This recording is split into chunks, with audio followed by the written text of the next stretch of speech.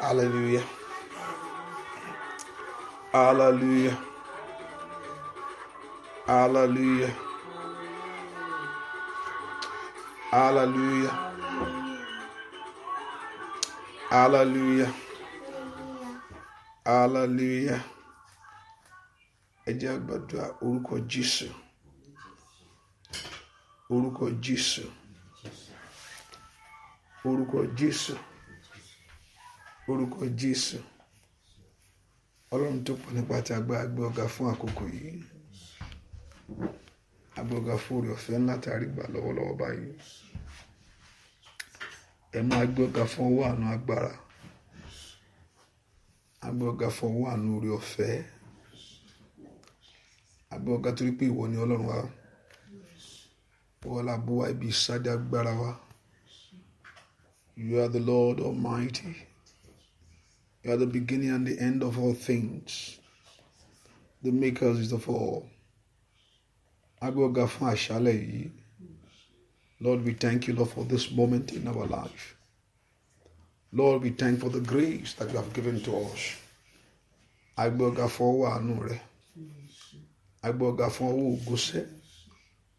We lift our voice in praise to you. Àyàn torí pé ìwọ ni Ọlọ́run. Agbé ọ̀gá nítorí pé agbára rẹ pọ̀. Agbé fún ìyìn rẹ lónìí. Ẹ mọ́ lórúkọ Jésù, Olúwa gbọ́ ọpẹ́ wa. Wọ́n tó pọ̀ nípa ti agbára. Wọ́n tó ní gbogbo agbára lọ́wọ́. Wọ́n tó ní gbogbo ìyìn lọ́wọ́, ìwọ la fi fún lónìí. Ẹ mọ́ lórúkọ Jésù, Olúwa gbọ́ ọpẹ́. Ẹ má ti gbójú wa sókè sí ìwọ Jésù. Olúwa ná wa agbára. Lórúkọ Jésù, Olúwa ná wa agbára. Olúwa ná wa agbára. Olúwa ná wa agbára. Father, manifest your power.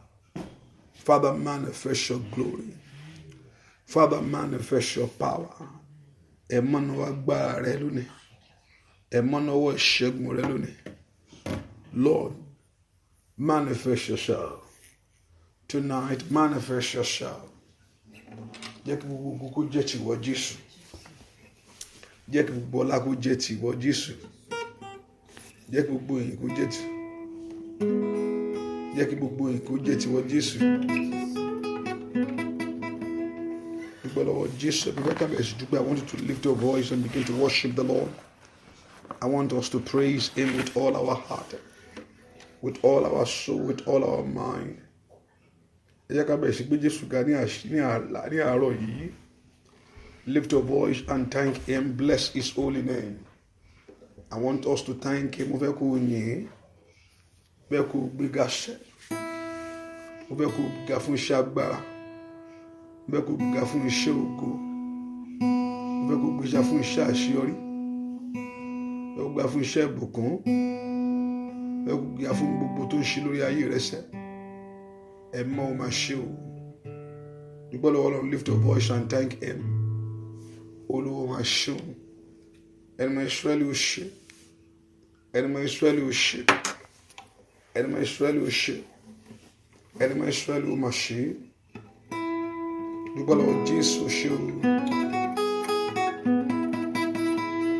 Olúwa máa ṣe o. Ẹ mọ́ ó ṣe o. Dúpẹ́ lọ́wọ́ Jésù ṣe. Jésù ṣe o. Dúpẹ́. Ó ṣeun bàbá. Ọlọ́run àwọn ọmọ ogun. Mo kí ọ Jésù. Iṣẹ́ rẹ̀ bàbá. Ó ṣeun bàbá. Ọlọ́run àwọn ogun, mo kí ọ Jésù, iṣẹ́ rẹ bàbá, ó ṣe bàbá, ó ṣeun bàbá. Ọlọ́run àwọn ogun, mo kí ọ Jésù, bàbá. Ó ṣeun bàbá, lọ́run àwọn ọmọ ogun, kábíyèsí ńlá, mo kí ọ Jésù. Oh, o ṣé bàbá.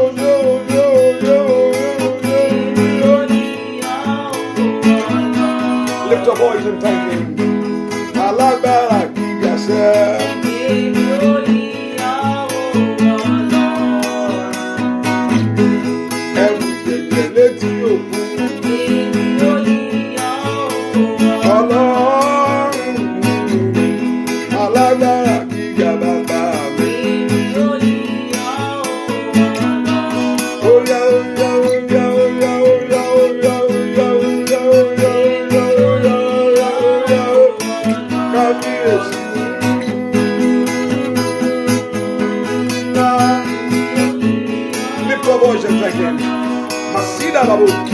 Lift your voice and worship Him.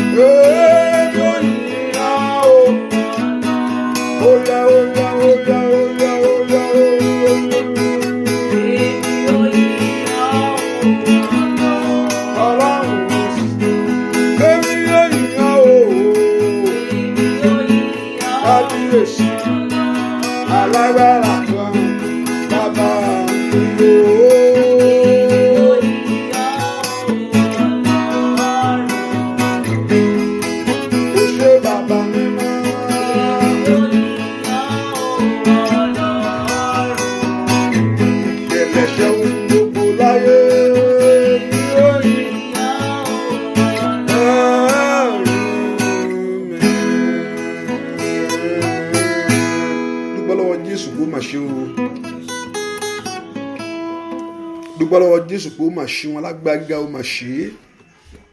Jésù ó mà ṣeun. Olúwa mo gbé ọ̀gá fún ohun tó ń ṣe lórí ayé mi gbogbo. Ọlọ́run fẹ́ kó gbé Jésù yìí gàṣẹ́. Bẹ́ẹ̀ kó sọ nípa rírí orí àti iṣẹ́ ìyanu rẹ̀ lórí ayé rẹ̀. Lift your voice and just begin to thank Him. Can you exalt Him tonight? Bẹ́ẹ̀ kó gbé gàṣẹ́ pé Ọlọ́run ó mà ṣeun fún àǹfààní tó fún mi láàlẹ́ yìí. Ọba tó fún ọ̀tá àǹfààní tọmọtọmọ tilétilé o. Ètí òjò olulẹ̀, ètí òjò sọ́kàn. Dúpẹ́ lọ́wọ́ Jésù pé Jésù ó mà ṣeun. Ìwọ ni agbára mi, di ìsádi mi gbogbo. Ìwọ ni ààbò mi. Ṣebí ìwọ ni ìrànlọ́wọ́ ayé mi sẹ́. Ìwọ ló bá mi ṣe ohun gbogbo nínú gbogbo. Dúpẹ́ lọ́wọ́ Jésù yìí. Ọba Ọlọ́run lánàá rẹ kó gbàdúrà kó dúpẹ́ lọ́wọ́ rẹ̀ sẹ́. Lift your voice and just begin to thank Him. Oya oya oya oya oya oya oya. Lataya baba bo kapaya ba. Oya dúpẹ́ lọ́wọ́ Jésù yìí. Olúwa ṣeun fún ohun tó ń ṣe lórí ayé mi. Olúwa ṣeun tó dáwọ́lé nínú ilé mi gbogbo. Òfin tó ti bẹ̀ lórí ayé àwọn ọmọ mi sẹ́. Lift your voice and thank Him. Oya bẹ̀ sí dúpẹ́ lọ́wọ́ Jésù. Ẹni tó bẹ̀ tó ju bẹ́ẹ̀ lọ. Ó mà ṣe ó ní gbogbo ọ̀nà. Rí kàkàkà yádàbò. Mazute kalabaye. Le predoko paliaba. Somebody lift your voice and thank Him. Can you open your heart and pray and thank the Lord? Bẹ́ẹ̀ kó lanu rẹ kó dúpẹ́ lọ́wọ́ Ọlọ́run alààyè. Kó dúpẹ́ fún ohun tó ṣe nínú ayé rẹ lónìí. Olúwa mà ṣe fún gbogbo. Olúwa mà ṣe fún iṣẹ́ ìyanu rẹ. Somebody lift your voice and thank Him. Ó yá dúpẹ́ lọ́wọ́ Ọlọ́run. Gbọ́ àdúrà lórúkọ Jésù Kristi. Olúwa wá. Sọ fún Ọlọ́run jọ̀ọ́. Ẹ̀ṣẹ̀ mi gbogbo dáríjì mí ní àṣálẹ́ yìí. Listen very well. I want you to open your heart to God. And I believe God has found something for you tonight. Bẹ́ẹ̀ kò ṣe ọkàn rẹ pa níbi tó bá wà. Òru yìí yóò jẹ́ òru ìrékọjá fún ọ. Tí Ọlọ́run yóò láyé rẹ kọjá. Èyí tí ó gba ẹ̀tọ́ rẹ fún ọ. Èyí tí ó sì mú alágbára níwájú rẹ kúrò. Èyí tí ó sì ṣínà fún ọsẹ. Wọ́n ní kò ṣí ọkàn rẹ pa láti lè mú àkókò tiẹ̀ láti rí tirẹ̀ gbà. Ó yá sọ fún Ọlọ́run. Gbogbo àṣírí mi gbogbo. Èyí tí ò ní jẹ́ kí n rí ọ. Gbogbo ẹ̀ṣẹ̀ mi gbogbo. Èyí tí ò ní jẹ́ kí n gbóhùn Ọlọ́run. Lórúkọ Jésù. Olúwa dáríjì mí. Ẹ̀mọ́ dárí àṣírí mi jì mí. Ó yá sọ fún Ọlọ́run. Ẹ̀jẹ̀ Jésù wẹ ayé mi. Wẹ àbàwọ́n mi nù. Wẹ ẹ̀ṣẹ̀ mi nù. Wash away my sin. Wash away every iniquity. Gbogbo ẹ̀ṣẹ̀ gbogbo. Èyí tí ò ní jẹ́ kí n rí ìwọ Ọlọ́run. Matayada babo satayaba. Gbogbo ẹ̀ṣẹ̀ gbogbo tí ò ní jẹ́ kí n rí ìwọ Ọlọ́run, tó ń jẹ́ kí ìwọ Ọlọ́run fọhùn ní àṣálẹ́ yìí fún mi. Ó yá lórúkọ Jésù. Ọlọ́run jọ̀ọ́ dáríjì mí. Ó yá lórúkọ Jésù. Ó yá kọ́lọ́run kó dáríjì ọ́. Sọ kọ́lọ́run kó dáríjì ọ́. Sọ kọ́lọ́run kó dáríjì ọ́. Gbọ́ àdúrà lórúkọ Jésù Kristi. Olúwa ìwọ mo fẹ́ rí. Fẹ́ rí. Ìwọ ni mo fẹ́ rí ọba ògo. Bàbá ìwọ ni mo fẹ́ rí. Ìwọ ni mo fẹ́ rí ọba ìyanu. Ìwọ ni mo fẹ́ rí. Fẹ́ rí. Ìwọ ni mo fẹ́ rí. Ọba ògo. Ó yá ìwọ ni mo fẹ́ rí. Ó yá ìwọ ni mo fẹ́.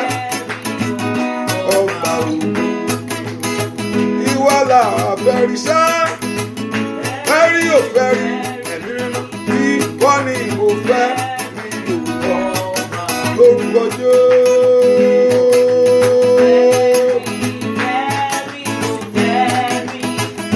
ìwọ ni mo fẹ́ rí ìwọ ni mo fẹ́ rí sá fẹ́rí ò fẹ́rí láyé ìwọ ni mo fẹ́ rí bóyá lórúkọ màgídẹ̀lẹ̀ wà fún kàyàbá fẹ́rí o ìwọ ni mo fẹ́ rí fẹ́rí ò fẹ́rí alágbára ìwọ ni a fẹ́ rí. We want to see you go, oya oya, ìwọ ni mo fẹ́. Ìwọ ni mo fẹ́ rí. Ìwọ ni mo fẹ́ rí. Fẹ́rí ò fẹ́ rí. Ìwọ ni mo fẹ́ rí o. Oya ló gbàdúrà sẹ́.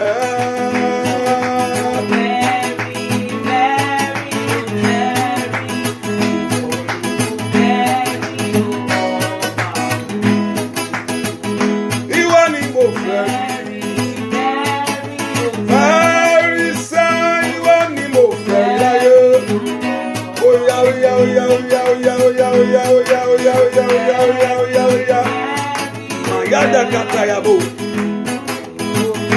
lórúkọ ìwọ ni mo fẹ́ rí fẹ́rí ò fẹ́ rí bàbá ìwọ ni mo fẹ́ rí ọba bóyá ọba bàbá mi máa lórí ọmọ lórí iṣẹ́ rẹ lórí ilé rẹ máa óyá óyá let God be sent lórí iṣẹ́ rẹ ṣẹ́ nínú ilé rẹ óyá óyá ẹ̀mí mẹ́rán ní gbogbo ọ̀nà lórúkọ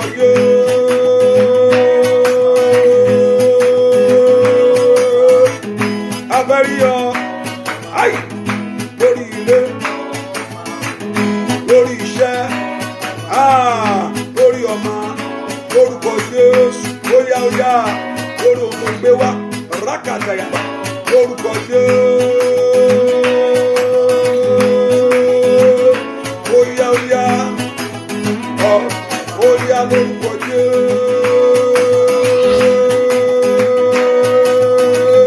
bàbá mímọ́ óyá óyá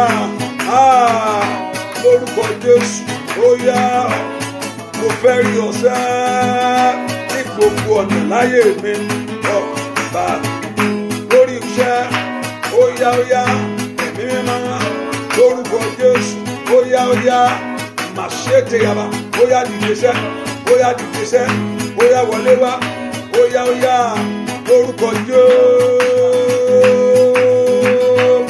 mo fẹ́ rí ọ bàbá mímọ́ mo fẹ́ rí ọ̀sẹ̀ mo fẹ́ rí ọ̀sẹ̀ mo fẹ́ rí ọ̀sẹ̀ mo fẹ́ rí ọ̀sẹ̀ mo fẹ́ rí ọ̀sẹ̀ mo fẹ́ rí ọ̀sẹ̀ nínú agbára mo fẹ́ rí ọ̀sẹ̀ nínú ìrìn mo fẹ́ rí ọ̀sẹ̀ nínú ògo mo fẹ́ rí ọ̀sẹ̀ nínú ọ̀làlá mo fẹ́ rí ọ̀sẹ̀ óyá óyá lórúkọ Jésù óyá óyá máa yàgàbà óyá óyá lórúkọ Jésù.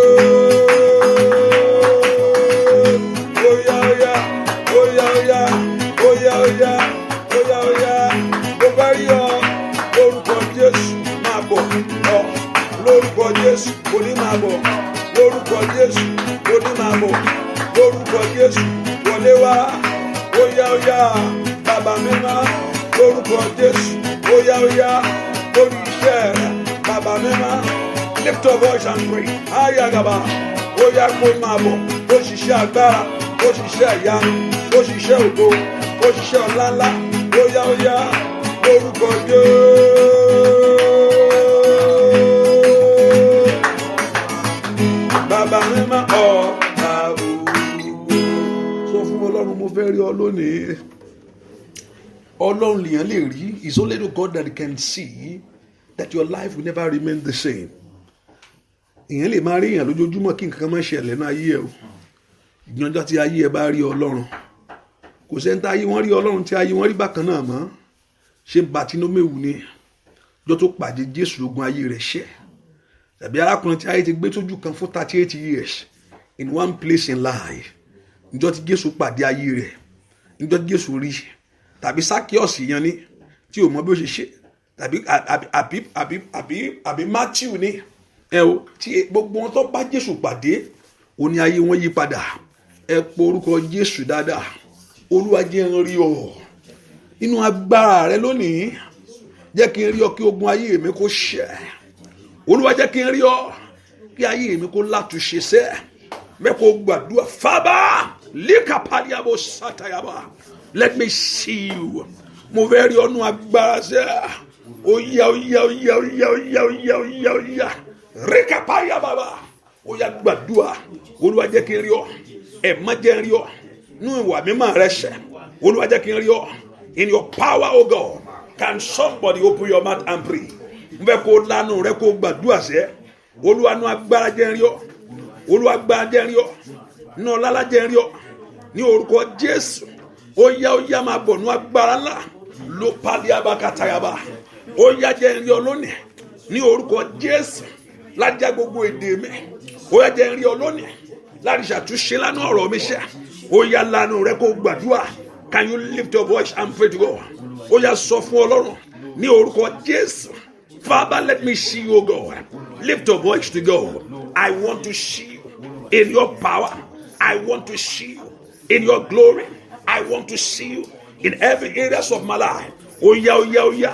Kí ọ̀rọ̀ ayé mi kó látúnṣe. Oya porúkọ Jésù dáadáa. Kí ọ̀rọ̀ ayé mi kó látúnṣe. Lóru iṣẹ́. Kí ọ̀rọ̀ ayé mi kó látúnṣe. Kí ọ̀rọ̀ ayé mi kó ní ìyànjú. Ó bá lanu rẹ kó gbàdúrà. Olúwa jẹ́ kí n rí ọ. Rekatayaba. Lekeliaba. Sokatayaba. Rekatayaba. Repaka. Father, manifest yourself. Oya fi agbára rẹ. Oya fi ẹ̀mí rẹ. Oya fi ògo rẹ. Oya fi ẹwà rẹ. Ní orúkọ Jésù.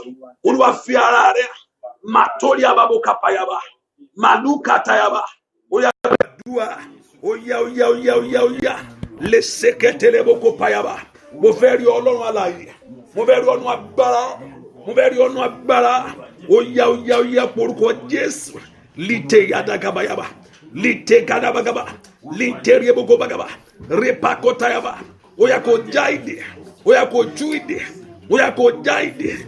Oya ko juide. Oya ko jaide. Oya ko juide.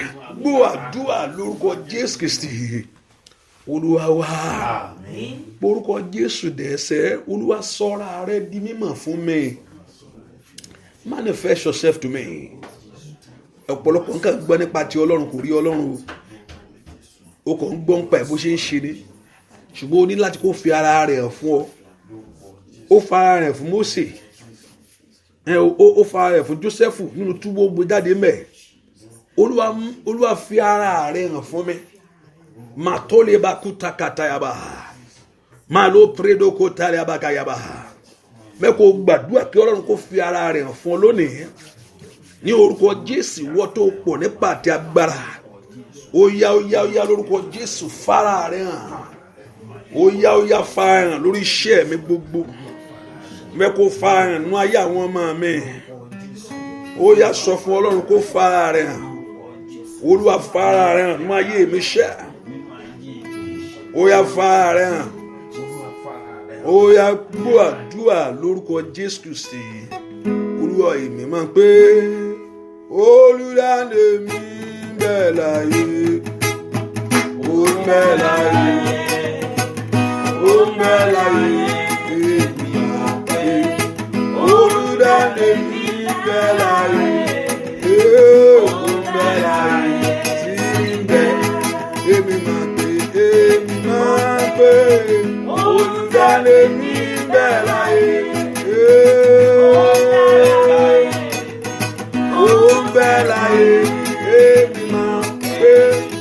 Olùdáǹdè ní bẹ́ẹ̀ láyé kábíyèsí ó ń bẹ́ẹ̀ láyé.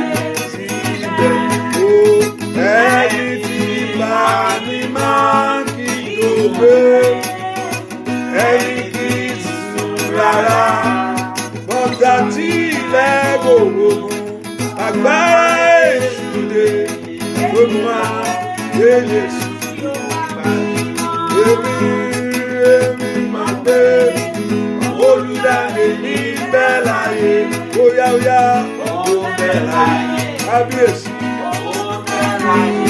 Èmi máa gbé olùdáni ní bẹ́ẹ̀ láyé. Ó bẹ́ẹ̀ láyé. Síbẹ̀ ó ẹni tí gbà mí máa tó gbé. Ẹni tí sùn rárá. Bọ́dà tí ilẹ̀ gbógun. Agbára Èṣù lè bébí máa gbé Jésù tó bá mi. Máa gbé olùdáni ní bẹ́ẹ̀ láyé. Kábíyèsí ńlá tó bẹ́ẹ̀ láyé. Bébí máa gbé.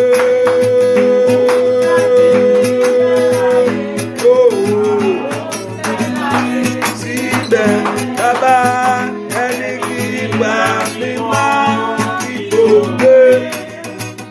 Ẹni kì í sùn rárá. Bọ́dà tí ìdájọ́ agbára Èṣù lè bébí máa gbé Jésù tó bá mi. Bóyá o Ọlọ́run ti bẹ̀rẹ̀ láyé. Mi fúyà jẹ́ tó bẹ̀rẹ̀ láyé.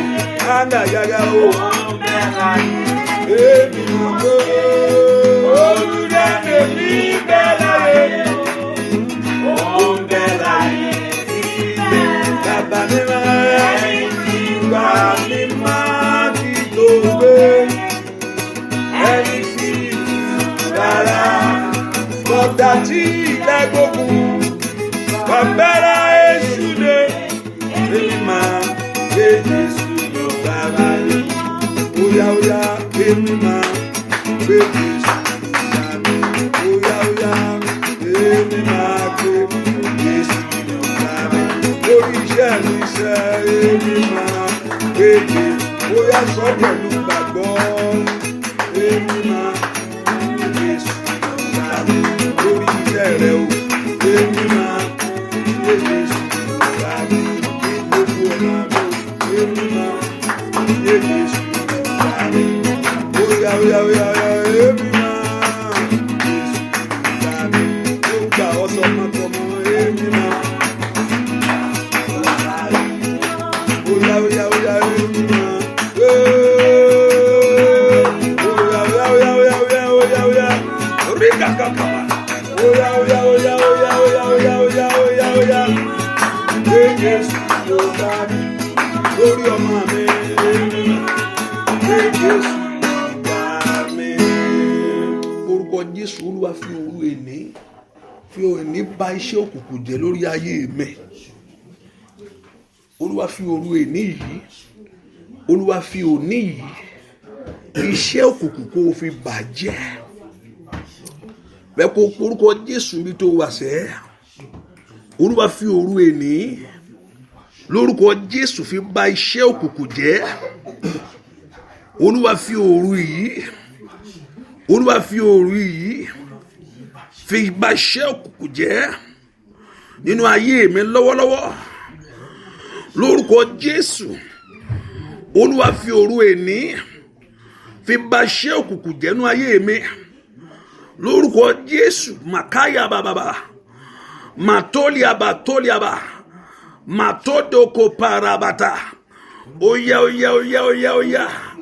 Oya oya oya oya. Lórúkọ Jésù Olúwa fi òru èní. Kó fi iṣẹ́ òkùnkùn dànù. Oya oya òru èní. Oya fi bà iṣẹ́ òkùnkùn jẹ́ nínú ayé mi sẹ́.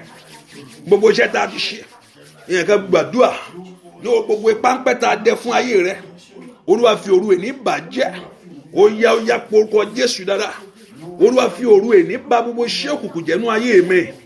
Gbogbo iṣẹ́ òkùnkùn bàjẹ́. Oya oya gbàdúrà. Olúwa bà gbogbo iṣẹ́ òkùnkùn jẹ́. Olúwa fi òru èní bàjẹ́. Ní orúkọ Jésù. Olúwa fi òru èní yí dànù. Gbogbo iṣẹ́ òkùnkùn tá a ṣe nítorí ayé mi. Somebody lift your voice and pray. The Lord used today.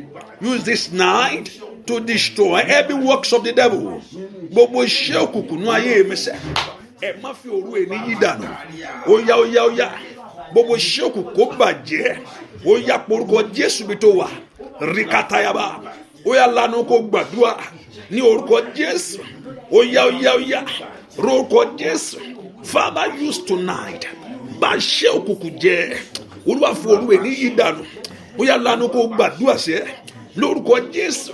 In Jesus' name, Father, use tonight to destroy every works of the devil.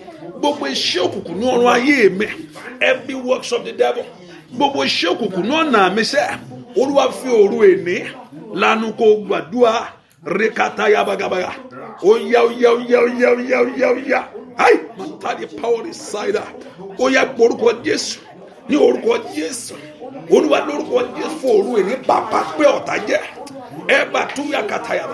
Every trap of enemies. Woluka padu katayabo. Oya fi òru èní bàjẹ́ ní orúkọ Jésù. Fi òru èní mú mi jáde lọ́wọ́ ogun. Aya baba gaba. Ní orúkọ Jésù. Olúwa fi òru èní tú ayé mi sílẹ̀. Father, use this prayer to set me free. Oya gbàdúrà lórúkọ Jésù. Olúwa fi òru èní. Oya fi tú ọ̀rọ̀ mi ṣiṣẹ́. Oya gbàdúrà rikatayaba ó dá kí ayé rẹ kó látúnṣe ní orúkọ Jésù ní orúkọ Jésù ní orúkọ Jésù ó dá kí iṣẹ́ rẹ kó látúnṣe ní orúkọ Jésù. Olúwa fún èrú ènìyàn bá ṣe òkùnkùn jẹ́nu ayé mi gbọ́ àdúrà lórúkọ Jésù Kristi Olúwa wa. Gbàdúrà ẹ porúkọ Jésù bẹ́ẹ̀ kí èèyàn kó gbàdúrà lóru èní. Olúwa fi bá ṣe òkùnkùn jẹ́ gbogbo páńpẹ́ ọ̀tá. Olúwa bá mi tẹ̀ mọ́lẹ̀. Kò sígbà tíyàn bá rí ejò, whether you are seen in your dream or physically, never represent any. Àwọn kan níbi pet o wọ́n fi wọ́n bá ṣeré mi nǹkan tó ń ṣeré mbẹ̀ hallelujah.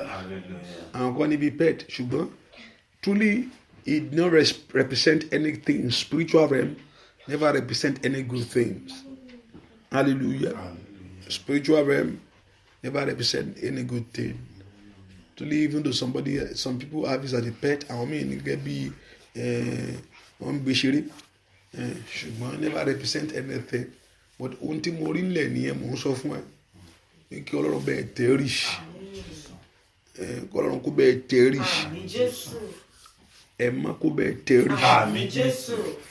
Ibikíbi tí páńpẹ́ ọ̀tá bá wà lórí ayé mi, ibikíbi táyé bá dẹ́ sí, Olúwa bá mi tẹ̀rí every trap of enemies in any form, in any ways in your life.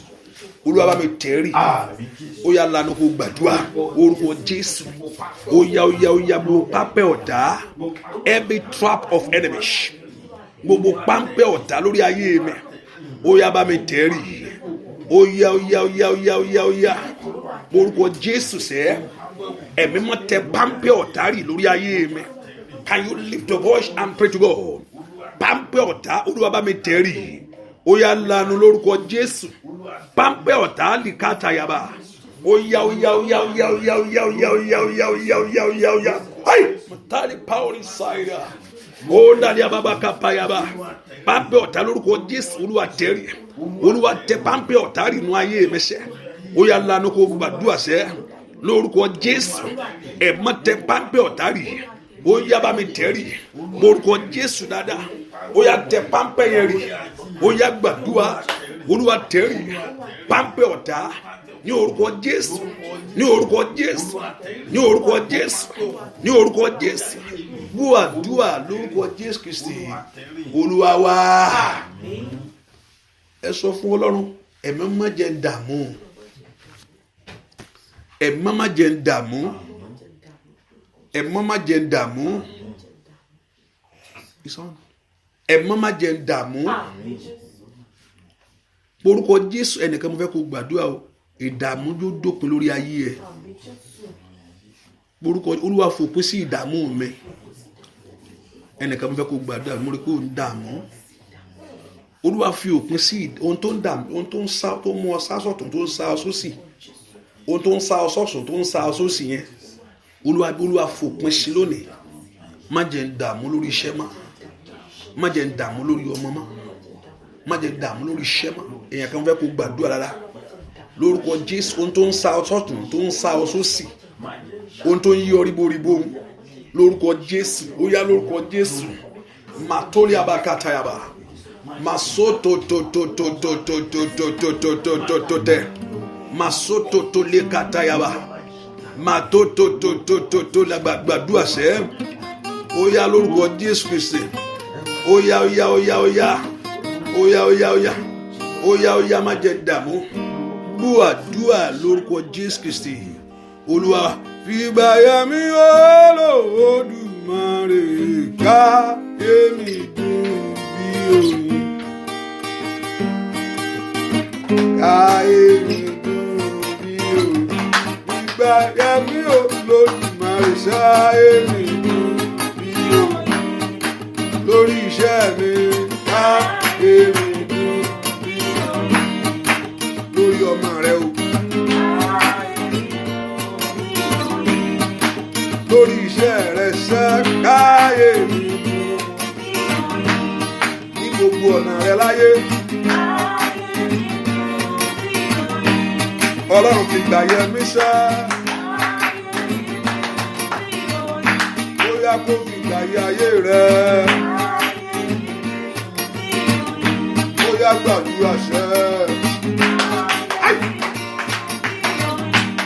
Lórúkọ Jésù.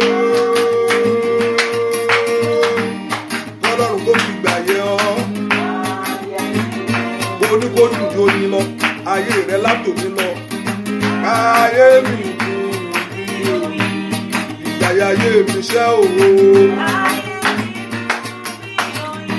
Oníkójú ìgbàyà ọmọ rẹ, oníkójú.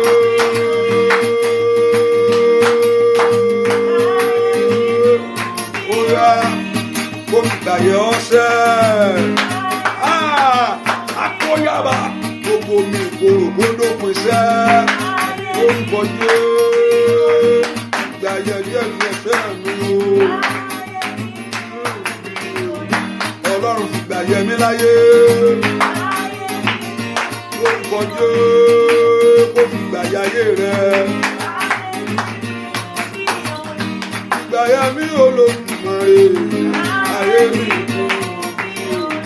Bàbá fi gbàyẹ mi láyé. Èmi láàrin ọ̀rẹ́ láàrin ẹbí. Ó yá lórúkọ Jésù. Olùkójú gbàyà ayé rẹ ṣẹ́ òwò. Ó yá gbàyà ìlú Olódùmarè ayé mi bí òye. Gbàyà yọmọ mi ayé mi bí òye. Gbàyà mi lórílẹ̀-èdè yìí. Olùwà gbára tó ní kó máa sá káàkiri. Ó fi gbàyà ayé rẹ̀. Ó fi gbàyà iṣẹ́ rẹ̀. Ó fi gbàyà ọ̀sẹ̀. Mo ní kó dùbò yín lọ. Oyin orúkọ Jésù. Oyin ní orúkọ Jésù. Ó wọ̀nú ayé mi kó tún tọrọ ẹ̀kọ́ mọ́. Bàbá ó wọ̀nú ayé mi kó tún tọrọ ìbànújẹ́ o. Oyin ní orúkọ Jésù. Oyin máa ní o. Oyin ní orúkọ Jésù. Oyin ní kábíyèsí ńlá. Oyin ní orúkọ Jésù. Bàbá ó wọ̀nú ayé mi kó tún sọ̀rọ̀ ẹ̀kọ́ mọ́.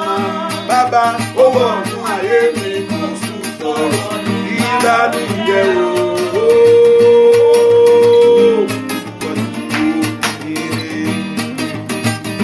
Oyin ní orúkọ Jésù. Oyin ní orúkọ Jésù. Bàbá ó wọ̀nú ayé mi kó tún sọ̀rọ̀ ìbànújẹ́ mọ́. Ó wọ̀nú ayé mi kó tún sọ̀rọ̀ ìbànújẹ́ o. Bàbá oyin ní orúkọ Jésù. Ó yá oyin ní orúkọ Jésù.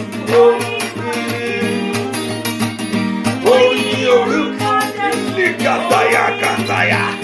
Bàbá mú ayé mi kó sùjọ́rọ̀. Ẹkún mọ́ bàbá mi máa wò ó tún sọ̀rọ̀ ìbànújẹ́ o.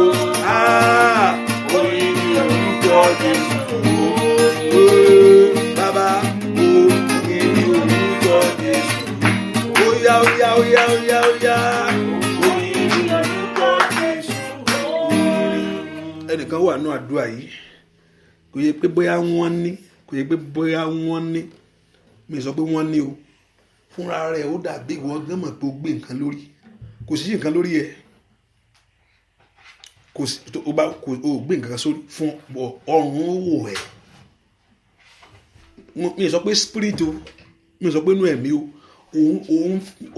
Òun feel pé lórí pé nǹkan wà lórí ẹ̀ ó dẹ̀ wúwo bẹ́ẹ̀. Pé nǹkan wà lórí ẹ̀, kò yẹ bóyá pé o gbé nǹkan kan sórí, kò yẹ bóyá pé inú ẹ̀mí lórí pé nǹkan kan lójú bó ṣe ń rìn gangan, bó ṣe ń rìn òun feel heaviness, òun feel ẹ̀. Mẹ́kò porúkọ Jésù.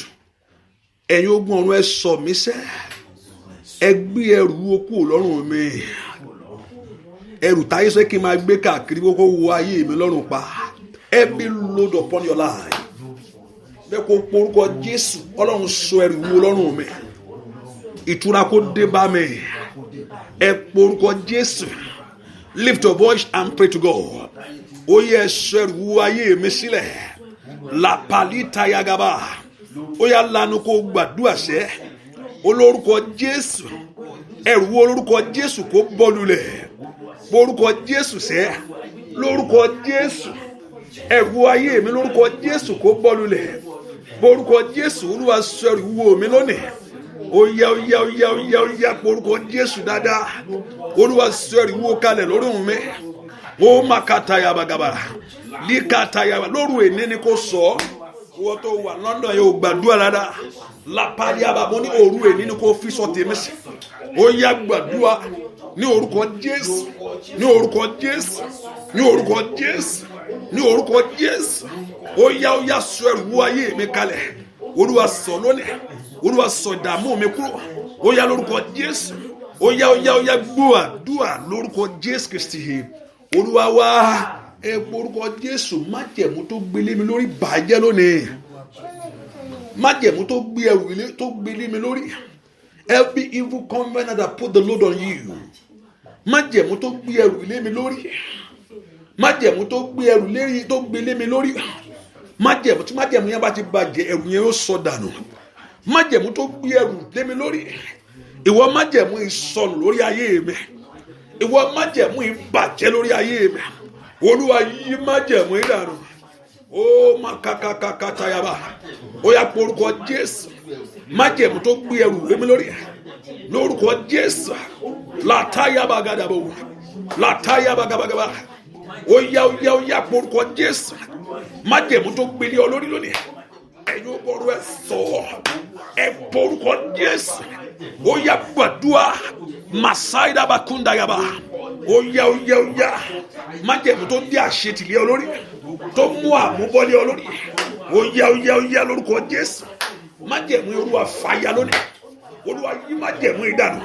Gbàdúrà lórúkọ Jésù Kristi. Olúwa wá. Can you do me a favor? Hallelujah. Can you just press the button and share? Hallelujah. Can you just be a blessing to somebody this tonight or this midnight? Or can you wake somebody up? I believe those in the midnight, those in the day night, whatever day that you are, whether you are in mid or whatever thing, so far you can hear me. Hallelujah. And I know God Almighty will touch you tonight. Ọlọ́run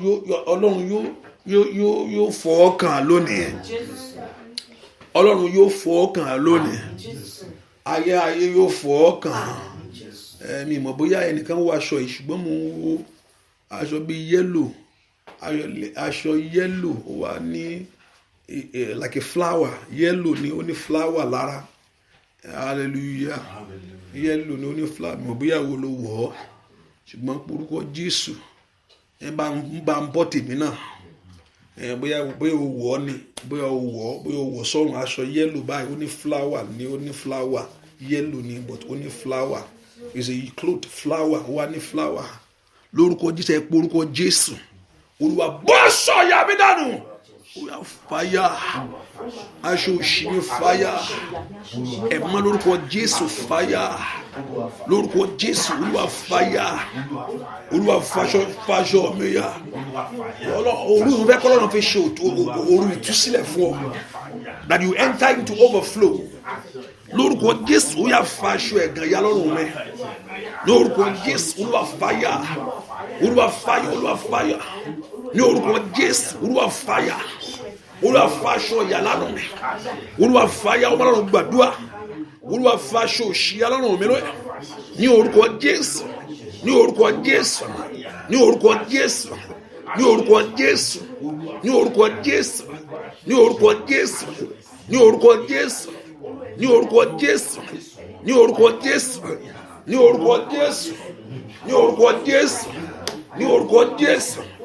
Dúà lórúkọ Jésù Kristi Olúwa wa. Mo mọ̀ pé lè mi ìrú sọ, mo mọ̀ pé lè mi ìrú sọ, mi sì mo rí pé ọmọ ekere ń ké, ọmọ ekere kékeré gbóngbóló ń ké. Ohun tí mo wá gbọ́ lẹ́yìn ọmọ ekere, ohun tí mo gbọ́ bí ọmọ ekere ṣe ń kéré, ẹni tó sọ igbe mi di igbe ẹkún, lórúkọ Jésù kí Ọlọ́run bá ń fòpin sí lónìí. Igbe tó di igbe ẹkún, mo rí pé ọmọ ẹni sùúrù, mo rí pé ọmọ ekere yẹn ń ké, ọmọ ekere ló ń ké. So ohun tí mo wá gbọ́ lẹ́yìn ọmọ ekere tó ń ké yẹn nìyẹn, ẹni tó yí igbe yẹn tó sọ di igbe ẹkún, tó sọ di igbe ìnira, lórúkọ Jésù kí Ọlọ́run kó mú kó. Wọ́n kú sọ ti Jábésì dì í, ọmọ ìyàwó Elikana àbí one of the daughter of the son of the wife of the son of Eli, gbà tó bí ó mà sọ tọmọ ẹnìkan mi, ó ní ògo ti sá lọ o, ó sọ ayé ọmọ ẹni nǹkan bẹ́ẹ̀. Gbogbo ẹni tó yí igbe mi sí igbe ẹkún, lórúkọ Jésù. Ọmọ ekere, mo ní pé ọmọ ekere ló ń ké, ọmọ ekere gbóngbóló ló ń ké, that a little boy, ọmọ ekere ló ń ké. Nǹkan tó wà tán, ohun tó wá jáde sí igbe yẹn nìyẹn. Gbogbo ohun tó sọ di igbe ẹkún, tó sọ di igbe ìnira, ó dọ̀kọ́ ọmọ ekere ké ìgbà tó bá bì, tí òkè wọ́n yìn ní ìkànnà, wọ́n yìí lábàárà, wọ́n já nǹkan kó ṣàlèké tọ́lẹ̀ ọ̀pọ̀ ń sọ̀rọ̀ ọ̀nù. Pẹ̀lú tó wá sọ di igbe yẹn, tó sọ di igbe ìnira, lórúkọ Jésù ó yá Ọlọ́run pa òun náà rẹ̀, pa gbá náà rẹ̀, ó yá gbàdúrà ó Jésù, ó yá lórúkọ Jésù. Káì power decider, ó yá ó gbúdọ̀ dààmú láyé má, ó gbúdọ̀ dààmú láyé má, ó gbúdọ̀ dààmú láyé má, ó gbúdọ̀ dààmú láyé má. Ó yá porúkọ Jésù dáadáa mi tó wà, ó yá porúkọ Jésù. Ayadaba ma to liabo. Lift your voice and pray. Mi gbúdọ̀ dààmú má, ó yá lórúkọ Jésù. Ó yá má mà sùn, ó yá má jẹ́ orun gbé ọ lọ. Gbọ́ àdúrà lórúkọ Jésù Kristi Olúwa wa. Bàbá mi mọ̀ gbaṣọ ìyà lọ́rùn mi ò wá, èdè gbaṣọ ìyà tó yá mọ́. Ó yá aṣọ ìyà, èdè gbaṣọ ìyà tó yá mọ́. Bàbá gbaṣọ ìyà lọ́rùn mi ṣẹ́, aṣọ ìyà, èdè gbaṣọ ìyà tó yá mọ́. Aṣọ ìyà, ó yá. Ele fa aṣọ ìyà tó yá mọ́. Bàbá mi má gbaṣọ òṣì lọ́rùn mi o. Aṣọ òṣì èmi ò gbaṣọ òṣì tó yá mọ́. Aṣọ òṣì. Bàbá mi má gbaṣọ ẹ̀gàn lọ́rùn mi ṣá. Aṣọ ẹ̀gàn èmi ò gbaṣọ ẹ̀gàn tó yá mọ́. gbàdúrà sẹ́. Aṣọ ìyà èmi ò bá aṣọ ìyà Àbúrò náà. aṣọ ìyà. Olódùmarè láṣọ ìyà lọ́rùn mi sẹ́. Aṣọ ìyà Ó yá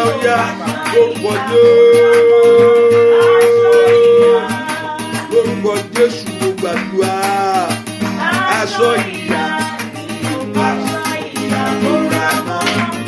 Aṣọ ìyà. Bàbá aṣọ ìyà lọ́rùn mi. Aṣọ ìyà èmi ò bá aṣọ ìyà ló rà mọ́. Aṣọ ìyà. Ẹni náà máa ṣọ́ ìyà lọ́rùn mi. Aṣọ ìyà èmi ò bá aṣọ ìyà ló rà mọ́. Aṣọ ìyà. Bàbá mi máa bá ṣọ́ ìyà lọ́rùn mi. Aṣọ ìyà èmi ò bá aṣọ ìyà ló rà mọ́. Aṣọ ìyà. Ẹnìkan máa ń kó gbàdúrà. Olúwa bọ́ aṣọ ìyà lọ́rùn mi. Mo fẹ́ kó gbàdúrà. Ìdààmú táyé gbé sẹ́nu ọ̀nà mi, Olúwa gbé kúrò. Bẹ́ẹ̀ kó gbàdúrà dáadáa. Ìdààmú má jò dó sẹ́nu ọ̀nà mi o. Mo rí pé wọ́n gbé ẹrù sẹ́nu ọ̀nà yẹn nìkan. Mo rí pé wọ́n gbé ẹrù sẹ́nu ọ̀nà rẹ̀. Mo sọ fún arábìnrin kan jọ kan, mo ní kó gbàdúrà lórí ọmọ rẹ̀. Eré ló pè é pé kí ó dàbẹ́ kó fọ́ mi létí ni. Kí ilé ń sọ yìí. Àwọn ọmọ mi dá gan-an. Gbàtí kí ní ẹ délẹ̀ báyìí. Ó ní o máa sọ bẹ́ẹ̀, mo ní bẹ́ẹ̀ ni. Ó gbàdúrà ni o. Mo rí pé wọ́n gbé ẹrù sẹ́nu ọ̀nà ẹnìkan. Mo rí pé wọ́n gbé ẹrù ṣùgbọ́n kì í ṣe ẹrù. Ọlọ́run lè gbé kúrò fún ọ. Kò ní kó wà panic. Ẹrù náà tún gbénu ilé báyìí. Ẹrù tán bá gbé bí ẹ pé àpò dọ́ọ́ ni, bí ẹ pé ṣaka bùlà. Ẹ mọ ṣaka. Ghana must go. Hallelujah. Ó yá gbé ẹrù náà kúrò lódùmarè. Ẹrù dààmú lọ́rọ̀ mi Olúwa gbé kúrò. Ẹrù dààmú nú ayé mi Olúwa bá ń gbé kúrò. Ẹnikẹ́ni tó fẹ́ fi iwájú ilé mi ṣe dààmú, Olúwa bá mi kọlù ú. Lórúkọ Jésù má jẹ́ ní ìnira. Lórúkọ Jésù má jẹ́ ń dààmú. Ó yá ó yẹ gbé ẹrù òṣì kúrò lọ́nà mi. Ilé mi kọ́ àkàtà yàdàgàdàyà. Torí bó ni fi Jésù ṣe bí ìsáde agbára ló paraba dídàgàdà. Ó yá lórúkọ Jésù ilé mi kọ́. Lórúkọ Jésù ilé mi kọ́. Ẹrù ìdààmú kó kò nú ilé rẹ ṣẹ. Lórúkọ Jésù ẹrù ìdààmú kó kò nú ọ̀nà rẹ. Olúwa fòpin sí ìdààmú. Ìdààmú má jẹ́ owó àṣẹnu ọ̀nà mi. Olúwa lé jìnnà. He said the angels of God will chase it away. Let the angels of God chase it away. Ó yá. Ìdààmú kó dópin nú ayé mi ṣẹ. Ẹ po orúkọ Jésù. Olúwa fòpin sí ìdààmú. Ìdààmú má jẹ́ ó wọlé tọ̀ mí wá. Ó yá. Ropaka, let sorrow and disappointment far away from you. Ó yá lanu kó gbàdúrà. Jẹ́ kí ìdààmú kó jìnnà sílẹ̀. Ní orúkọ Jésù. Ní orúkọ Jésù. Ó yá gbàdúrà sẹ́. Ó yá. Lampali abakatayaba. Ìdààmú kó jìnnà sí ọ. Ó yá po orúkọ Jésù. Ìdààmú kó jìnnà sí ayé rẹ. Ọmọ Ọlọ́run gbàdúrà sẹ́. Let it be far away from me. Let it be far away from my life. Let it be far away from my children. Every disappointment, every sickness, every sorrow. Ó yá gbọ́ àdúrà lórúkọ Jésù Kristi. Olúwa wa. Bó ṣe wà lágbo márùn-ún mo tó máa fi yín lẹ̀. Ọ̀pọ̀lọpọ̀ tí mo jú mi pé ó ń tan ara rẹ ni. Wàá dá nìkan gbàdúrà mi tó wáyé. Hallelujah. Pé mo gba aago márùn-ún máa fi yín lẹ̀ lé ní pé 5 o'clock àṣìjọ mu wẹ́rẹ́wẹ́rẹ́ ń bí o. 5 o'clock kí ni aago sọ báyìí? Aago kan ṣe kọjá. So oṣù 4 hours. A ṣe ń lọ 4 hours. Mo ní òru ìtúsílẹ̀ ní fún ọ. Mo pọ̀ ọ̀pọ̀lọpọ̀ tí mo wá gbé pé òun tán ara rẹ ni. Orí bẹ́ẹ̀dì mi yá nìsín. Má sùn màá yín nípa fi wálẹ̀. Hallelujah. Ṣùgbọ́n ní ìṣẹ́gun péréte tó fẹ́ nìyẹn. Bẹ́ẹ̀ kó gbàdúrà dáadáa. Bẹ́ẹ̀ kó gbàdúrà. Bẹ́ẹ̀ kó gbàdúrà kó pèpè Ọlọ́run láàrin. Ó dọ̀ kí ayé rẹ kó ní ìtura. Ó dọ̀ kí ayé rẹ kó rí àánú gbà. Ó dọ̀ kí ayé rẹ kó rí ìrànlọ́wọ́. Ó dọ̀ kí ayé rẹ kó rí ògo ṣẹ́. ó lọ kí ayé rẹ kó ní ayọ̀ sẹ́, ó lọ kí inú rẹ kó dùn, ó lọ kó rí ìyanu. Aṣọre kiri ni Jésù, aṣọre kiri ni Jésù. Bàbá tó ń bá lọ kó yà sọ́dọ̀ mi, yà sọ́dọ̀ mi, ó tó ṣe mí lóore.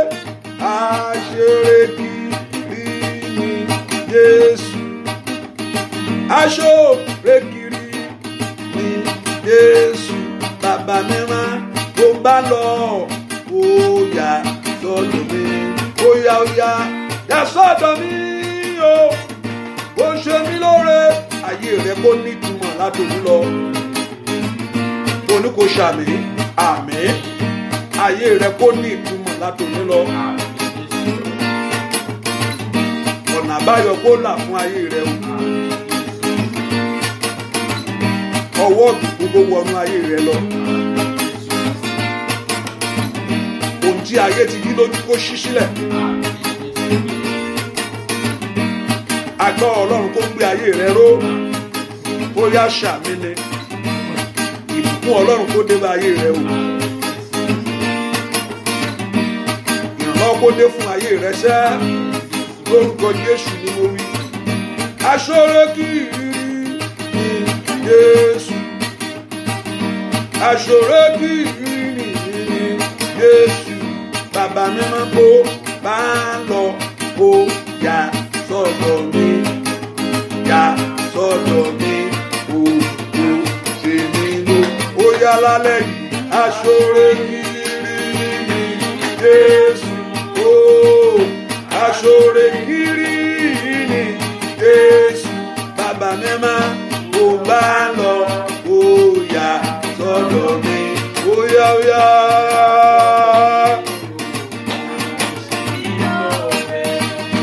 Ire tó ti ń lóde kó wọlé wá, olùkó ṣàmẹ́nẹ̀. Ire tó ń wá kó wọlé ayé rẹ wá. Lórúkọ Jésù, àṣẹ Ọlọ́run ni. Báyìí màkúrà bàkàtàyàbà, kúrátàyà. Mo gbàdúrà ìwọ nọ́ọ̀sì yẹn, ò ní rí ìdààmú, ò ní ṣiṣẹ́ ṣe. Ohun tó ní kò ní bọ́ mọ́ ọ lọ́wọ́. Ó yá agbára jíǹde gbé ọ̀rọ̀. Ọlọ́run fọhùn sórí ayé rẹ ni. Ó yá. Aṣọre kiri ni Jésù. Bàbá mímọ́, aṣọre kiri ni Jésù. Òru èní ṣe bó bá lọ kó yà sọ́dọ̀ mi. Ai makani kọ́ sáyàrá. Ó yá lórúkọ Jésù. Ó yá bàbá mímọ́ o, aṣọre kiri ni Jésù. Ó yá aṣọre kiri ni Jésù. Olódùmarè o, kó bá lọ kó yà sọ́dọ̀ mi.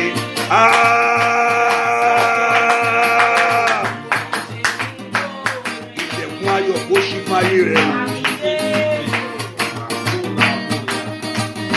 o. Ọwọ́ rẹ kó bá orí ayé rẹ o. Ìbùkún rẹ kó dé. Ohun ayọ̀ kó ṣẹlẹ̀. Ohun ìbùkún kó ṣẹlẹ̀ lórí ọ̀rọ̀ rẹ sẹ́.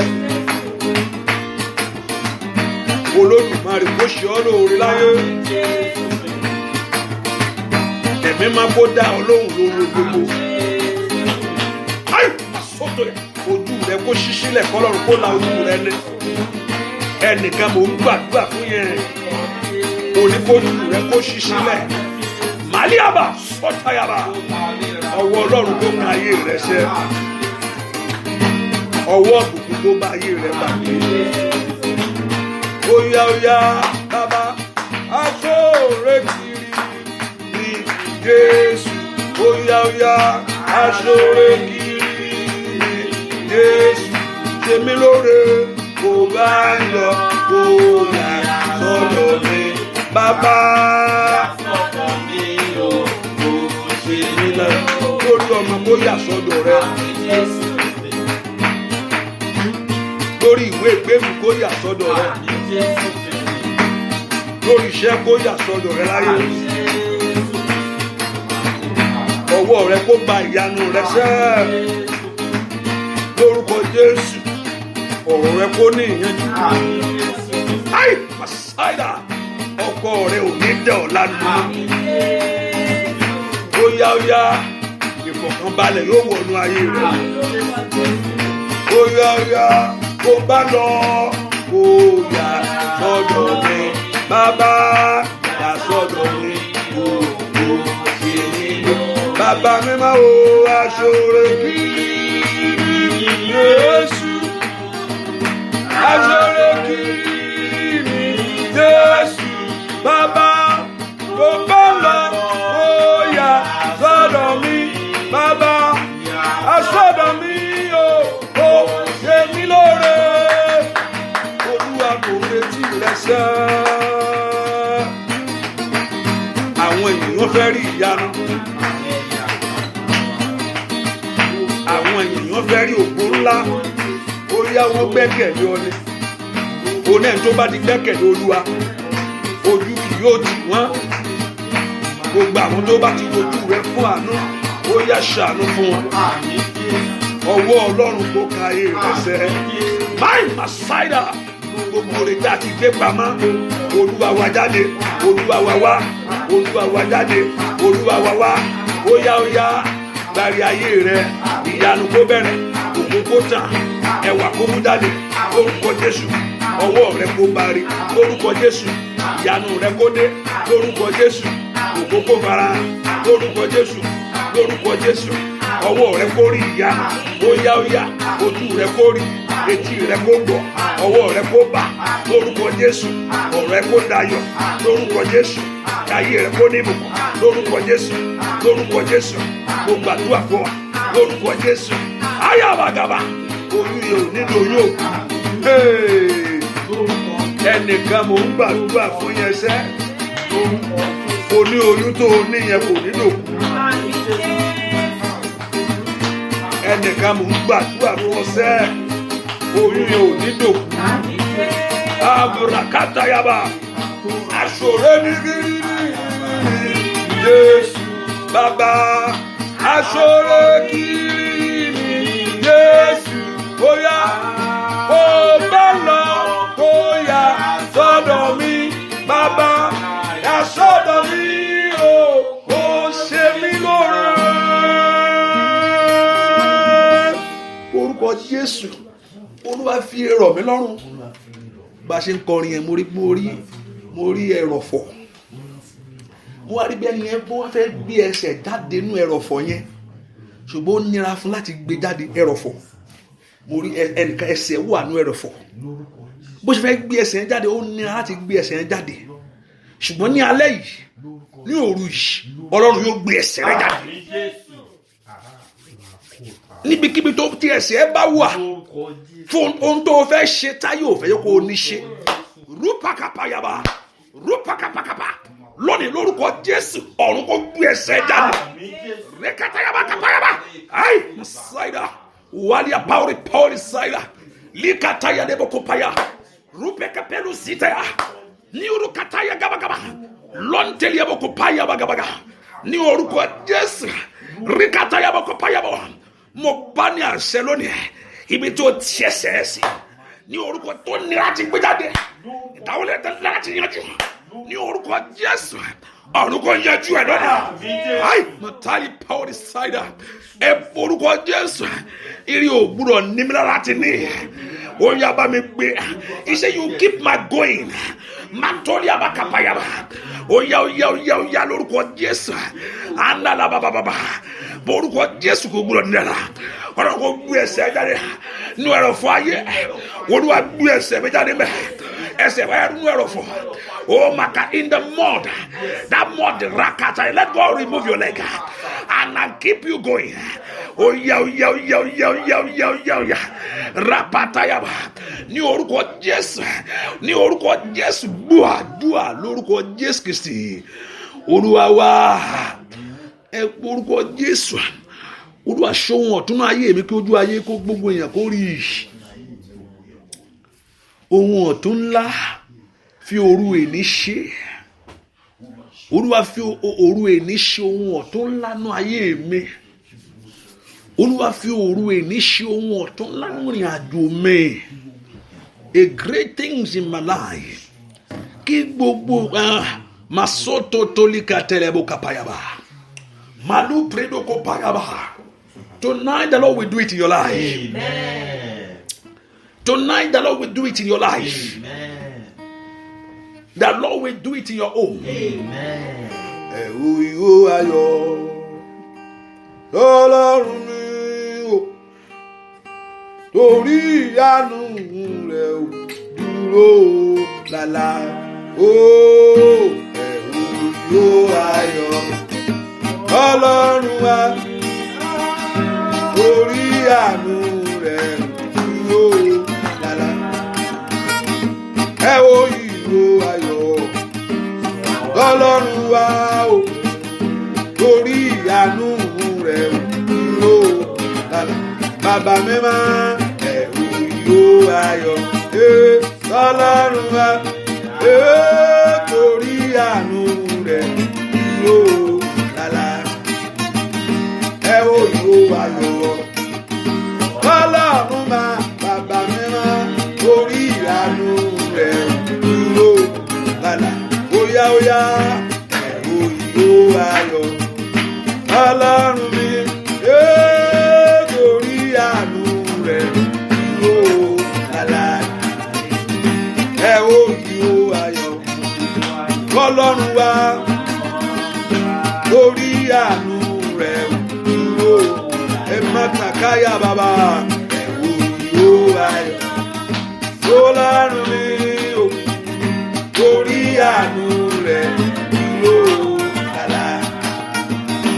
Ẹ̀rù ìhó ayọ̀ Ọlọ́run wa, bàbá o, torí àánú rẹ̀ dúró.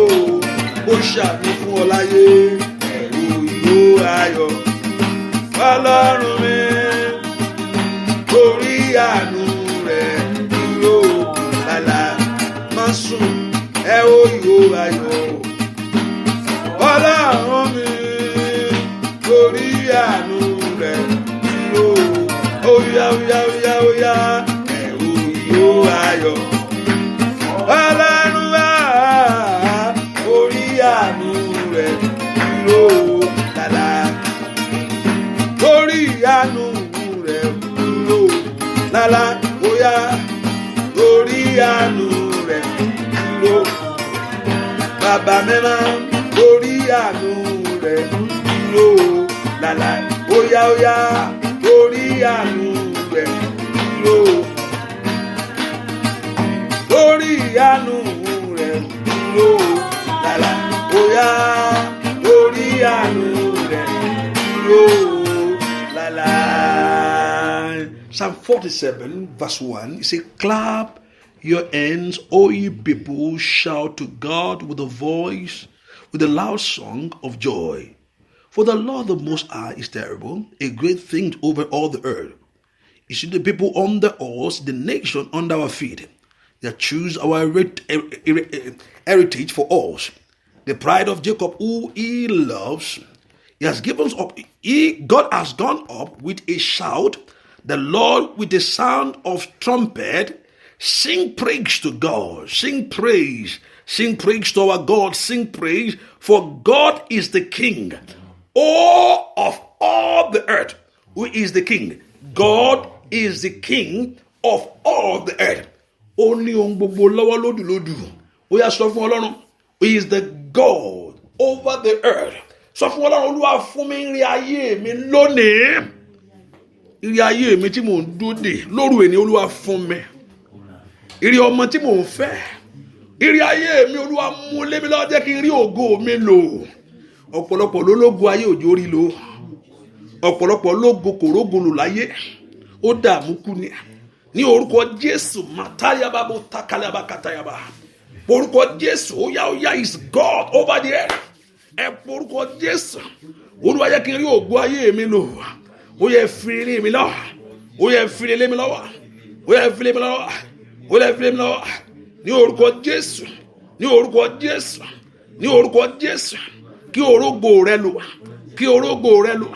Kí orógo rẹ lò. Kó orógo rẹ lò. Kó orógo rẹ lò. Kó orógo rẹ lò. Ẹ làlàlà. Ayadagaba. Mansotoliaga. Lempredokopaya. Repakagabo. Lift your voice and pray. Lift your voice to him. Ederogolo. Ederogolo. Ederogolo. Ederogolo. Ederogolo. Ederogolo. Ederogolo. Lóru èní. Ederogolo. Gbúàdúà lórúkọ Jésù Kristi. Olúwa wa. I have some few minutes by 1:30. I think it's 1:30. If I'm right. Okay, I have some few minutes. I share the grace. By 1:30, don't worry more ọ̀pọ̀lọpọ̀ tí ń kún pé 5 yẹn pé wọ́n nìkan ló ń dá nìkan gbàdúrà yẹn ò ń tán ara ẹni mẹ́. Hallelujah, orí bẹ́ẹ̀dì mi lọ. Hallelujah, hallelujah. Má lọ ṣùgbọ́n má sùn bí tó wáyà. Á ẹ porúkọ Jésù. Ìwọ ilẹ̀kùn tí mò ń kàn lórílẹ̀‐èdè yìí èmi ò mọ tó nǹkan o. Olúwa jẹ́ kó ṣí sílẹ̀. Ìwọ ilẹ̀kùn rẹ tí mò ń kàn, every door that you are knocking, ní àṣẹ Olúwa lórúkọ Jésù lóru èní mo ní kó ṣí sílẹ̀. Ẹ porúkọ Jésù. Gbogbo ilẹ̀kùn tí mò ń kàn lórílẹ̀-èdè tí mo wà yìí, ò bá jẹ́ Nàìjíríà ló wà, ibi kí gbogbo ilẹ̀kùn tí mò ń kàn fún ayé mi. Manda yaba gaba ya takata yaba. Hi, matori power decider. Oya ẹ̀yin ogun ọ̀run ẹ ṣílẹ̀kùn lẹ̀sẹ̀. Mẹ́kò porúkọ Jésù, Olúwa lọ ṣílẹ̀kùnlẹ̀. Ẹ ṣílẹ̀kùn rílẹ̀ fún mi sẹ́. Every door that you are knocking, every door for fulfillment, every door for breakthrough, every door for joy. Gbogbo lẹ̀kùn rẹ tí mò ń kàn lórílẹ̀-èdè tí mo wà yìí. Somebody open your mouth and pray. Let God open the doors. Let doors open. Kí ilẹ̀kùn yẹn kó ṣí sílẹ̀ fún ọ. Mo pa ní àṣẹ lónìí. Gbogbo lẹ̀kùn rẹ kó ṣí. Gbogbo lẹ̀kùn gbéga kó ṣí. Gbogbo lẹ̀kùn àṣeyọrí kó ṣí. Gbogbo lẹ̀kùn gbogbo ṣí. Ní orúkọ Jésù. Olúwa ṣí ilẹ̀kùn àwọn èèyàn yìí. Ó yá bá mi ṣí sílẹ̀. Olúwa ṣí. Olúwa ṣí. Olúwa ṣí. Olúwa ṣí. Olúwa ṣí. Ẹ gbàdúrà. Màtórí ababa. Màlúkàtàyàbọ̀. Líkàlí ababa. Lépèrò sótórí ababa. Màtórí ababa. Màtórí ababa. Màlúprédàgàbà. Ó yá gbàdúrà. Ìwọ lẹ̀kùn ṣe mí o mọ́ lẹ̀kùn ẹ̀ ó bá àkókò rẹ̀ rèé láti wí tiẹ̀ fún Ọlọ́run. Olúwa ṣí ilẹ̀kùn. Olúwa ṣí ilẹ̀kùn. Gbàdúrà lórúkọ Jésù Kristi. Olúwa wa ṣe fún mi, ṣe fún mi, ṣe fún mi, ṣe fún mi, ṣe fún mi o bàbá. Ṣe fún mi, ṣe fún mi, ṣe fún mi, ṣe fún mi, ṣe fún mi o bàbá. Ṣe fún mi, ṣe fún mi, ṣe fún mi, ṣe fún mi o bàbá. Bàbá ọkàn mi fẹ́. Ṣe fún mi bàbá. Ó yá ṣe fún mi, ṣe fún mi, ṣe fún mi, ṣe fún mi, ṣe fún mi o bàbá. Bàbá ṣe fún mi, ṣe fún mi, ṣe fún mi o bàbá. Ọlọ́run mi ṣe fún mi, ṣe fún mi, ṣe fún mi, ṣe fún mi o bàbá. Bàbá ọkàn mi fẹ́. Ṣe fún mi bàbá. Ṣe fún mi, ṣe fún mi, ṣe fún mi, ṣe fún mi o bàbá. Bàbá ṣe fún mi, ṣe fún mi, ṣe fún mi, ṣe fún mi o bàbá. Ó tó gẹ́. Ṣe fún mi, ṣe fún mi, ṣe fún mi o bàbá. Bàbá ọkàn mi fẹ́. Ṣe fún mi. Ó yá, ó yá, ó yá, ó yá. Bàbá ṣe fún mi, ṣe fún mi, ṣe fún mi, ṣe fún mi o bàbá. Bàbá ṣe fún mi o bàbá. Bàbá ọkàn mi fẹ́. Ṣe fún mi bàbá. Oníkórí ìwé ìgbélu rẹ gbà. Oníkórí ọmọ rẹ bí láyé. Oníkórí ọkọ tiẹ̀. Níta yàdáàdì àsọdàbà. Mo ní ṣe fún mi, ṣe fún mi, ṣe fún mi o bàbá. Bàbá ọkàn mi fẹ́ ṣe fún mi ó yá ṣe kíákíá ṣe fún mi ó bàbá ṣe fún mi ó bàbá ó yá lórúkọ Jésù ọ̀nà mi fẹ́ ṣe fún mi ọ̀dá òun rere ò ní dá ọmọ lórúkọ Jésù ni oníṣe fún mi o bàbá ṣe fún mi o bàbá ó yá ṣe fún mi o bàbá mi fẹ́ ṣe fún mi bàbá ó yá o. Ayá bàbá ṣe fún mi o. Oya ṣe fún mi o. Bàbá ṣe fún mi. Ó mi rakata yaba. Òní ṣe fún mi o bàbá. Bàbá ṣe fún mi o. Oya ṣe fún mi o. Oya ọ̀gá mi fẹ́ ṣe fún mi o. Oya ṣe fún mi o. Bàbá ṣe fún mi o. Ṣe fún mi o. Ṣe fún mi. Bàbá ṣe fún mi ṣe fún mi o bàbá mo fẹ́rẹ̀ fún mi ṣe fún mi o mo fẹ́ ọmọ láyé ṣe fún mi o bàbá ṣe fẹ́ ṣe fún mi o. Gbogbo yẹn gbọ́ mo fẹ́ kó mú òróró ó lè má jẹ lénìí ṣùgbọ́n ẹ gbọ́ mi dáadáa bẹ́ẹ̀ kó o mú òru kó o tá sílẹ̀ lẹ̀ kó wá gbàdúrà pé owó Ọlọ́run ohun tí ayé fi dá mi dúró lónìí mo rí bẹ̀ kọjá bẹ́ẹ̀ kó o mú òru kó o mú òru yẹn pé lómi tá gbọ́ ọ̀rọ̀ Olúwa o tẹ́pẹ́ Olúwa ló rán mi wàá rí ìyanu ṣá tẹ́pẹ́ Olúwa ló sọ̀rọ̀ yìí sí ni mo sọ fún ọ ìyanu á tẹ̀lé wà á rí pé ibi tẹ́pọ̀ ò lè kọjá ń bẹ̀ yẹn wà kọjá ó dàbẹ́ pé kò make sense àbí ibi tó ò lè kọjá wà á kọjá ń bẹ̀ ibi tó ò lè kọjá wà á kọjá ń bẹ̀ ibi tó ò lè kọjá wà á kọjá níbẹ̀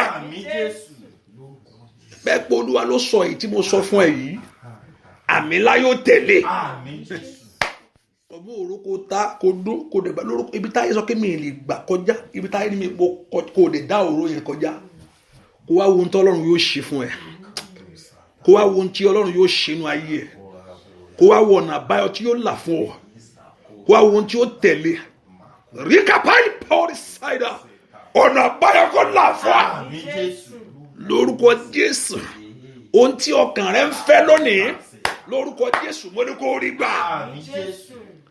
ohun tó ń gbàdúrà fún lórílẹ̀‐èdè yìí lórúkọ Jésù kọ́lọ́n kó mú lé ẹ lọ́wọ́ mo fẹsẹ̀ tẹ orílẹ̀‐èdè kíráka paliaba katayaba rọ́pàkàpàkàpà gbogbo lẹ́kùn kó bẹ̀rẹ̀ sí ṣí sílẹ̀ óyá gbogbo lẹ́kùn rẹ kó bẹ̀rẹ̀ sí ṣí sílẹ̀ rọ́pàkàpàkàpà rẹ́kàtayabakàpà ìwọ lẹ́kùn rẹ ìwọ lẹ́kùn ògo ìwọ lẹ́kùn àṣírí ìwọ lẹ́kùn ìbùkún ìwọ lẹ́kùn àlùyọ lórúkọ Jésù ó yá ṣí sílẹ̀ ayi matali power cider lupa power cider ìwọ lẹ́kùn ìgbéga kó ṣí gbogbo ohun tó ń gbà ládùúgbà kó wá kákà ohun tó ń béèrè kó rí gbà ohun tó ń wá kó rí gbà lítà yabadira lórúkọ Jésù ìyanu rẹ kó bẹ̀rẹ̀ òǹgbẹ ò ní gbé ọmọ ní orúkọ Jésù kó rí omi mu òǹgbẹ ò ní gbé ọmọ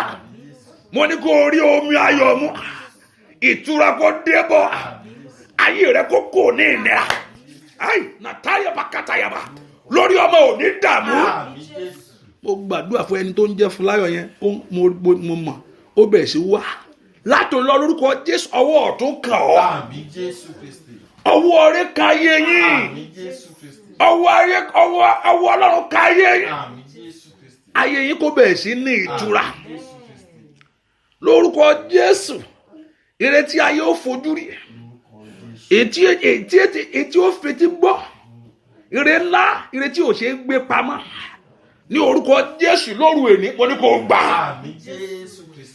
ìrètí ò ṣe é fọwọ́ bò màtórí abakadí abawo ṣàtàyàbà lónìí mo ní kí ángẹ́lì Ọlọ́run kó rìn kọjá lọ gbogbo ẹ̀yin tẹ́ ń gbọ́ mi kí ilẹ̀kùn náà kó ṣí fún yín ní orúkọ Jésù ìrètí ò ṣe é gbé pamọ́ ìrètí ò ṣe é tọwọ́ bò líkàtàyàbà kútàyàbà ire ńlá níbi ńlá ní orúkọ Jésù ètò ju ìmọ̀ ọ̀tá lọ àjọyí ọ̀tá rẹ̀ the blessing beyond your enemy ripaliabawo ṣàtàyàbà ó yẹ kó rí gbà ó lórúkọ Jésù kó rí gbà lórúkọ Jésù kó rí gbà lórúkọ Jésù kó rí gbà lórúkọ Jésù kó rí gbà ó jagun máa èmi pa ní àṣẹ ogun ayé rẹ dópin èmi wí fún ọ ogun ayé rẹ dópin èmi sọnù agbára Ọlọ́run ogun ayé rẹ dópin ó dààmú láyé mà ó dààmú mà ó dààmú mà mo ní kó ṣe rere mo ní kó dáa fún ọ mo ní kó wọnú rẹ lọ mo ní kó ríre gbà mo ní kó ríre mú mo ní kó ríre tiẹ̀ ayadaba nínú ẹrọ̀fọ̀ mo ní kó jáde mo ní kó jáde nínú ẹrọ̀fọ̀ kó jáde nínú ẹrọ̀fọ̀ kó jáde nínú ìdààmú kó jáde orúkọ Olúwa ṣe tiẹ̀ fún ọ agbára jíde gbé ọ dìde ò ní sọkún ò ní sọkún ò ní sọkún ò ní sọkún ò ní sọkún ò ní sọkún ìrètí ò ṣe pamara kọ́lọ́run kò ṣe ọ́ ayàdàbàrà ìrètí ò ṣe bò jẹ́ kọ́lọ́run kò fúlẹ̀ ọ lọ́wọ́ oya mo ní kó rí gbà oya kó rí gbà ọkàn rẹ kó balẹ̀ inú rẹ kó dùn inú rẹ kó dùn inú rẹ kó dùn ayọ̀ rẹ kó kún ìwọ tó mọ gba ọmọ rẹ olórúkọ Jésù gba ọmọ rẹ ìwọ tó wọ ọmọ gba ọmọ rẹ oya gba ọmọ rẹ àṣẹ Olúwa ní gbà àṣẹ Olúwa ní gbà àṣẹ Olúwa ní gbà oya rí ọmọ rẹ bí oya rí ọmọ rẹ bí ìwọ tó wọkọ̀ rí ọkọ ìwọ tó wá sẹ́kọ̀ oríṣẹ́ ìwọ tó wá wẹ̀ gbẹ́dúgbò ohun tó wá mo ní kó rí pé ní kó rọrùn fún ọ láti ní ò ní gbé ayé ẹnu rẹ rámà mo ní kí Ọlọ́run kó fi ọ̀rọ̀ rẹ ṣìyanu nínú ayé yìí tó wá ò ní dààmú ayabagaba látòyìn lọ mo ní kó bẹ̀ sí pa ìtàn ayọ̀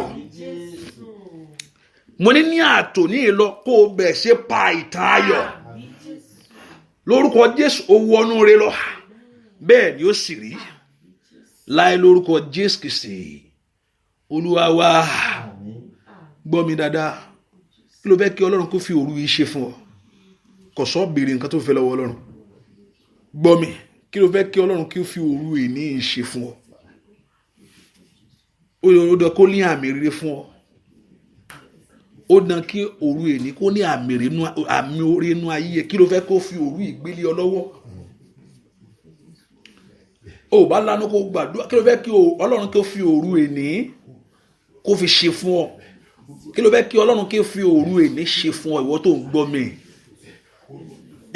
kí ló fẹ́ kí Ọlọ́run kó fi òru èní ṣe ó bá lánà kó gbàdúrà kó bè lọ́wọ́ Ọlọ́run ask God ríkàtàyàbá bó te wí kó rí bẹ́ẹ̀ o bó ṣe sọ kò ní bọ́ọ̀lẹ̀ ọ̀run kó múlé ọ lọ́wọ́ bẹ́ẹ̀ ni ó sì rí àlàáfíà Ọlọ́run kó dé bọ̀ Jésù Kristi Olúwa wa àmín àmín àmín lórúkọ Jésù hallelujah hallelujah ẹ ká fi sọ́pọ̀ pé àdúrà tẹ̀síwájú and my assignment here this I told you by next time I want you to be in a place where I am ibi tí mo wà mo fẹ́ kẹ́ wà. That's but because it happen like this, I know you receive the blessing if you believe. And by next time, I'm coming back to London. Those are in London, by maybe around August. So I give more time. Mo gbọ́ pé wọ́n ní ẹwà London máa ní kí ló wá ṣẹlẹ̀. Hallelujah, hallelujah, hallelujah. So I know it's impromptu. I know but lágbọ́ Ọlọ́run, in August we get ready for another section. Àdúrà kì í pọ̀ jù. Ààyè nìyẹn láti wá. Àdúrà ń pọ̀ jù. Ààyè láti wá. Ọlọ́run ti fún ọ láyè láti òní lọ. So everybody get ready by God's grace. I give more time. The flyer is going to be out earlier, so we'll plan. And by then I can move around. This time I did not move around, but now I will move around by then. Hallelujah. And also I'll be preaching tomorrow at, is it Runford? Yeah. I'll be preaching Runford this morning. So if you're in the area, at the last time we have Night Vision Dice Church. So if you're in the area, you can come to Runford tomorrow by God's grace. Hallelujah. RCCG Jubilee House. Okay. RCC Jubilee House. You can put it on house. So you can be there if you are. So you can be at that place tomorrow morning by God's grace. So àdúrà rẹ yóò gbà ọ́. Mo pé Ọlọ́run ti ṣí ilẹ̀kùn fún ọ. Kọ́kọ́rọ́ àṣeyọrí ọwọ́ rẹ tẹ̀, nọwọ́ rẹ jáde kó gba tiẹ̀. Kọ́kọ́rọ́ àṣeyọrí ọwọ́ rẹ tẹ̀. Ọlọ́run yóò fi àmì fún ọ. Tó yẹ pé Ọlọ́run ló rán mi o, tí mi gbé gbà ìfúnra mi, yóò fi àmì tẹ̀lé. Ó di dandan ni. Ó di dandan ni. Tó yẹ pé Ọlọ́run ló pè mí tó rán mi níṣẹ́. Tí mi ìpera mi, tó yẹ pé Ọlọ́run ló pè mí tó sì rán mi níṣẹ́. Tó yẹ pé ohùn Ọlọ́run mo gbọ́ pé máa lọ. Ó dán kí àmì kó tẹ̀lé ayé ẹ̀. Gbogbo ẹ̀yin tẹ́ gbọ́ mi lónìí, àmì rí kó tẹ̀lé yín. Ohun rí fọ́n sórí ayé. Ohun àṣírí fọ́n sórí ayé. Ohun ìbùkún fọ́n sórí ayé. Ohun ògo fọ́n sórí ayé. Ayé rẹ̀ díẹ̀ níbi kíkà lónìí lọ. Ọ̀nà ìyanu ṣẹlẹ̀ lórí ayé rẹ̀. Látọ̀nà lórúkọ Jésù orí ìbùkún. Ó sì rí ayọ̀. Bẹ́ẹ̀ ni ó sì rí. Olúwa yóò fi àmì hàn fún ọ. Yóò sì lànà àbáyọ. Sọ bẹ́ẹ̀. Olúwa yóò fi àmì hàn fún mi. Yóò sì lànà àbáyọ. Sọ bẹ́ẹ̀ dáadáa. Olúwa yóò fi àmì hàn fún mi. Yóò sì lànà àbáyọ. Sọ bẹ́ẹ̀, sọ bẹ́ẹ̀. Olúwa yóò fi àmì hàn fún mi. Yóò sì lànà àbáyọ. Ó yá. Olúwa yóò fi àmì hàn fún mi. Yóò sì lànà àbáyọ. Sọ bẹ́ẹ̀ dáadáa. Màmá Jídé, urukata ya bagaba. Yóò sì lànà. Ó yá, sọ bẹ́ẹ̀ sẹ́. Olúwa yóò fi àmì hàn fún mi. Yóò sì lànà àbáyọ. Ó yá. Olúwa yóò fi àmì hàn fún mi. Yóò sì lànà àbáyọ. Lórúkọ Jésù kò rí àmì náà. Ọ̀nà àbáyọ yẹn lórúkọ Jésù, arábìnrin tí mo dárúkọ yẹn, lórúkọ Jésù kó fi àmì hàn fún ọ. Kó sì lànà àbáyọ fún ọ. Gbogbo èèyàn, Olúwa yóò fi àmì hàn. Yóò sì lànà àbáyọ. Tó bá lè kọ́ lẹ́ bá pé yẹn nìkan lórí mú lálẹ́ yìí. Ìyẹn ti tó ẹ. Torúkú ohun tó sọ fún mi mo sọ fún ẹ. Yóò fi àmì hàn fún ọ. Yóò sì lànà àbáyọ. Bẹ́ẹ̀ ni yóò sì rí. Olúwa mo yá omi ìṣímọ́.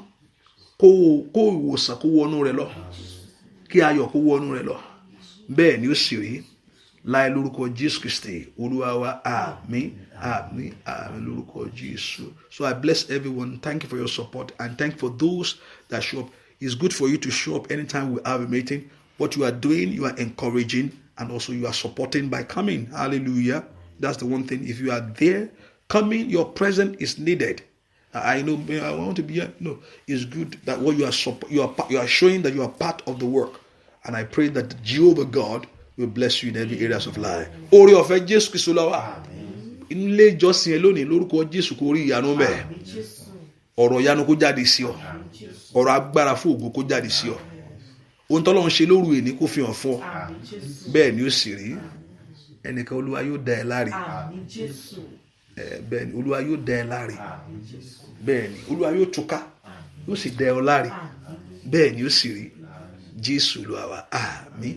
21, hallelujah, hallelujah, hallelujah, hallelujah, hallelujah, hallelujah, hallelujah, hallelujah, hallelujah, hallelujah, hallelujah, hallelujah, hallelujah, hallelujah, hallelujah, hallelujah, hallelujah, hallelujah, hallelujah, hallelujah, hallelujah, hallelujah. You are blessed. God bless you. See you. Thank you. God bless you. Tomorrow morning, there's still prayer tomorrow morning, but there's still prayer tomorrow before Monday morning, right? Okay. God bless you. Bye bye.